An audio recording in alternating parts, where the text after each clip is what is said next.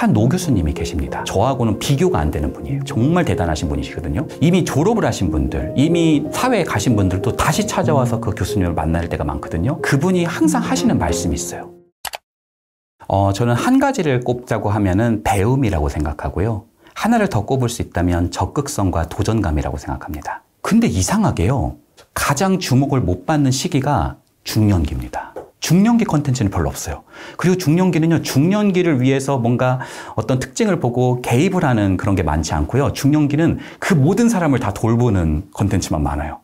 부모니까 아이를 돌봐야 되고, 청소년기는 이렇게 해줘야 되고, 청년기는 아이의 자율성을 많이 존중해줘야 되고, 부모님은 이렇게 모셔야 되고, 그러니까 뭔가 온갖 책임들만 잔뜩하지 사실은 정작 자신을 보는 지점들이 좀 많지 않다.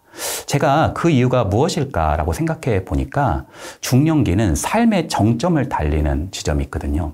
예를 들어서 경제적인 위치도 가장 좀 정점을 찍을 때가 중년기고요. 또 회사에서도 어느 정도를 좀 지나서 자리를 어느 정도 잡았던 시기가 중년기이기도 하고요. 그러니까 지금까지는 내가 뭔가 돌봄을 받고 살아왔는데 이제는 누군가를 많이 돌봐야 되는 시기가 차지한 거죠. 그러다 보니까 많은 중년기 부들은 자기가 이미 최고라는 생각이라든지 자기가 이미 그것을 잘하고 있다는 느낌을 가질 때가 많아요. 근데 전성기가 이미 도래했다는 말은요, 굉장히 위험한 말입니다. 왠지 아세요? 내가 이미 전성기가 있다는 말은 내일부터는 내리막길이라는 얘기예요. 그렇죠?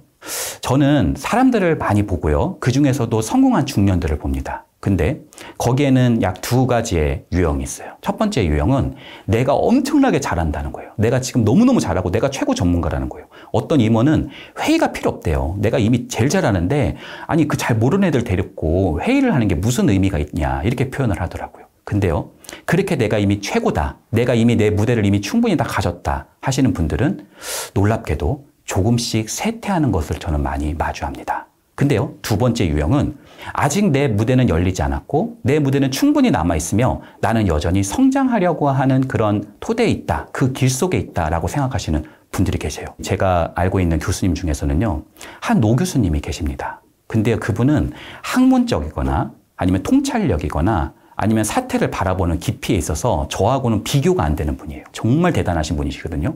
뭐 겸손의 표현이 아니라 정말 훌륭하신 분입니다. 근데요, 그분 정도 되셨으면 진짜 정점이 있다고 표현해도 될 텐데 그분이 항상 하시는 말씀이 있어요. 사실 저는 나이 차이도 많이 나고 저한테 뭘 배울 게 있겠어요. 근데 제가 뭔가를 얘기하면 그거를 주의 깊게 들으신 다음에 저한테 이렇게 고개를 숙이고 물어봐요. 아니 그 이야기가 흥미로운데 나한테 좀 그 부분 좀 가르쳐 줄 수 있겠나? 하면서 조금 더 디테일하고 구체적으로 물어보는 그 눈망울 속에서 배움의 자세, 무엇인가를 성장하려고 하는 그 토대를 저는 많이 발견합니다. 그분은요, 지금도 대단하시지만 앞으로도 저는 훨씬 더 크게 도약할 수 있는 지점이 남아있다고 생각합니다. 심지어 내가 이미 최고다라고 생각하시는 분들은 주변에 사람이 거의 남아있지 않아요. 다른 사람이 얘기해도요, 아, 그거는 말이야, 이거는 이렇게 하면 돼. 이렇게 하다 보니까 계속 잔소리 듣고 이래서 사람들이 별로 없죠. 근데 아까 그 노 교수님은 이미 졸업을 하신 분들, 이미 사회에 가신 분들도 다시 찾아와서 그 교수님을 만날 때가 많거든요. 왜냐하면 그분은 자꾸 물어보고 자꾸 뭔가 배우려는 자세, 심지어 자신보다 나이가 어린데 알려주겠나 이것도 아니고 나한테 좀 가르쳐주겠나 라고 표현하는 부분은 얼마나 그 사람이 성장할 수 있는 발판이 큰가를 볼 수 있다고 생각합니다. 여러분, 그것은 뭘까요? 바로 배움에 대해서 열려있는 자세입니다. 제가 한 임원분을 만난 적이 있어요. 근데 그 임원분이 저한테 거의 한탄을 하시는 거예요. 그래서 그것이 무엇인지를 보니까 자기는 엑셀 같은 게 너무너무 짜증이 난대요.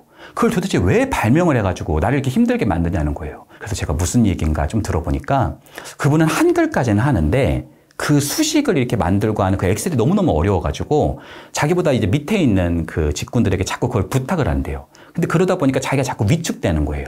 그래서 자기는 한글에다가 이렇게 계산식을 넣어가지고 하기도 하고 어떤 경우에는 막 계산기로 두드리고 있고 막 그러는데 그게 너무너무 괴롭다는 거예요. 그걸 막 변환하기도 힘들고. 그래서 제가 그 임원분에게 저를 믿으시면 제가 그 고민으로부터 해방되는 것을 한번 경험해 드릴 수 있겠다라고 말씀드리니까 그분이 눈이 동그래지더라고요. 그래서 저를 믿고 주말 동안에 제가 유튜브에 링크 하나를 보내드렸어요. 1시간 만에 엑셀 기초 쌓는 법, 이거 한번 보고 그 다음 시간에는 2시간, 3시간 정도 그걸 익히는 연습을 주말 동안에 하고 그 다음 주에 만나게 된 거죠. 그분이요, 사실 몇 시간 안 됐잖아요. 근데 엑셀을 너무너무 어느 정도는 계산 수식을 다 하고 오게 된 겁니다. 그리고 그분은 엑셀이 더 이상 자신의 어떤 트라우마, 자신의 어떤 고통이 되지 않았어요. 오히려 자신의 업을 하는 데 있어서 훨씬 중요한 자원이 됐죠.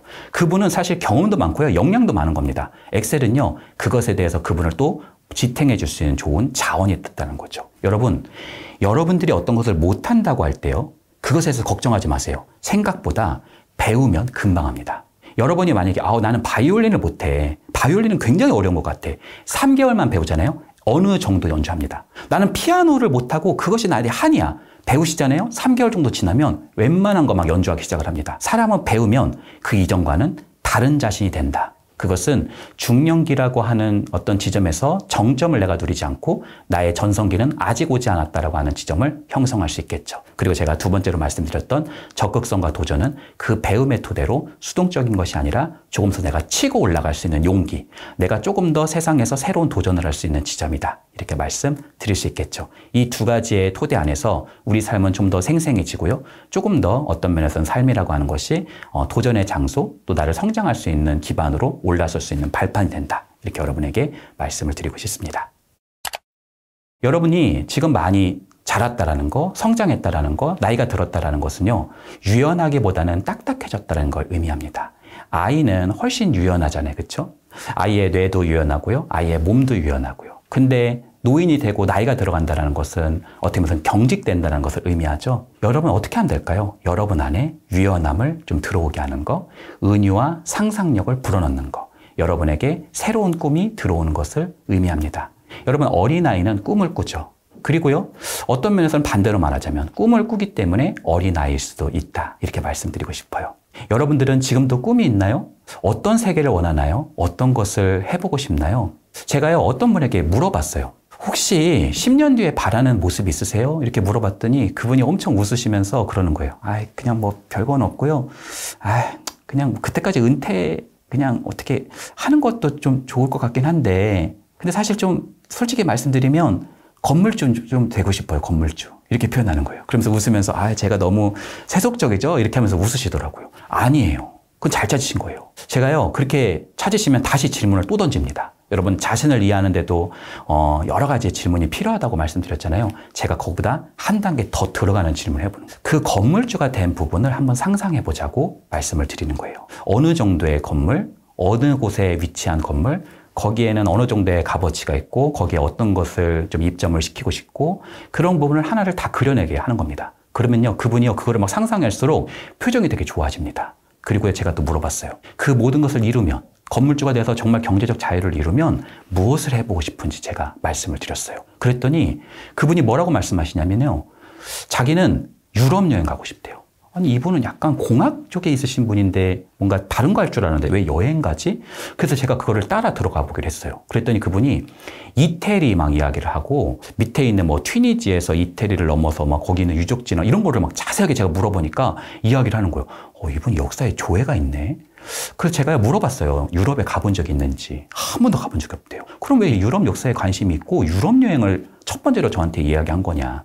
그분이 어린 시절 때 공학도였는데도 불구하고 역사에 굉장히 관심이 있었고, 그 중에서도 서양 역사에 관심이 있었고, 그 중에서도 로마 역사에 굉장히 관심이 있었더라고요. 로마가 이태리에서 출발한 곳이잖아요. 그렇죠? 그리고 그 밑에 있었던 튀니지 지역은 이제 카르타고라고 하는 로마와 결전을 벌였던, 한니발과 결전을 벌였던 그런 지역이었고요. 그런 유적지를 지나다니면서 무엇인가를 그걸 보고 맛보고 이야기해보고 싶은 마음이 그 사람 밑에 숨어 있었다는 거죠. 그리고 제가 또 질문을 했어요. 그것을 할 때 누가 옆에 있을 것 같은지를 제가 물어보니까 아들을 떠올려요. 첫 번째 아들을 떠올리고요. 그 아이한테 이러이러한 이야기를 한다고 막 뭔가를 얘기해보고 싶은 거예요. 그리고 제가요, 이렇게 물어봤어요. 거기 유적지에서 그 아들에게 내가 그 유적지를 설명한다라는 것은, 그 길에 같이 서서 손을 붙잡고 가본다라는 것은 우리 공공님에게 어떤 가치가 있는 거냐, 이렇게 물어봤어요. 여러분 질문이 세 가지였던 겁니다. 무엇을 바라느냐, 10년 뒤에 무엇을 이루고 싶으냐, 그것은 해빙입니다. 내가 소유하고 싶은 거예요. 그리고 무엇을 제가 할 건지를 물어봤죠. 그건 doing입니다. 할 것입니다. 그리고요, having과 doing이라고 하는 지점을 잘 여러분이 머물러시고 그것을 그리시면 거기서 존재를 의미하는 being이 나옵니다. having에서 doing으로, doing에서 being으로, 그리고 being이라고 하는 의미와 가치는 우리 속에 있는 가장 강력하고 근원인 축이다. 이렇게 말씀드릴 수가 있겠죠. 저는 나이가 굉장히 많으신 만학도를 학교에서 만난 적이 있습니다. 그분은 석사를 입학하셨는데 어떻게 이게 한글을 쓰는지도 잘 좀 어색해했고 따라가는 건 너무너무 힘들어했어요. 근데요, 그분 정말 대단하신 건 그 힘든 공부를 포기하지 않고 끝까지 버텨내더라고요. 그래서 제가 물어봤어요. 아니, 졸업까지 어떻게 했냐? 이게 만만치 않았는데 어떻게 그럴 수가 있었냐라고 말씀하셨더니 그분이 굉장히 나이가 많이 드신 분인데 저를 보면서 환하게 웃으면서 그렇게 얘기하더라고요. 이거는 제가 아주 오래전부터 좀 꿈꾸던 일이에요. 제가 아주 꿈꾸던 공부예요. 제가 아주 좋아하는 일입니다. 이렇게 표현하더라고요. 저는 근데 그 나이가 많이 드신 그 사람의 눈동자 속에서 어린아이, 한 소녀를 발견하게 됐습니다. 저는요, 삶이라고 하는 것은 가능성이라고 생각합니다. 왜냐하면 가능성이 없다. 그것은 죽음이거든요. 내일은 언제나 가능성의 세계로 열려 있다라고 말씀드릴 수 있겠네요. 그러면 여러분이 가야 하는 길, 아직도 남아있는 내가 이제 걷게 될 그 길에서 여러분이 오늘 무엇을 선택하느냐에 따라서 여러분의 미래는 바뀌고요. 여러분의 가능성이 하나의 현실이 될 수 있는 지점을 말씀드리고 싶습니다. 여러분은 어떤 가능성을 실현하려고 하시는지 스스로 한번 질문해 보시기 바랍니다.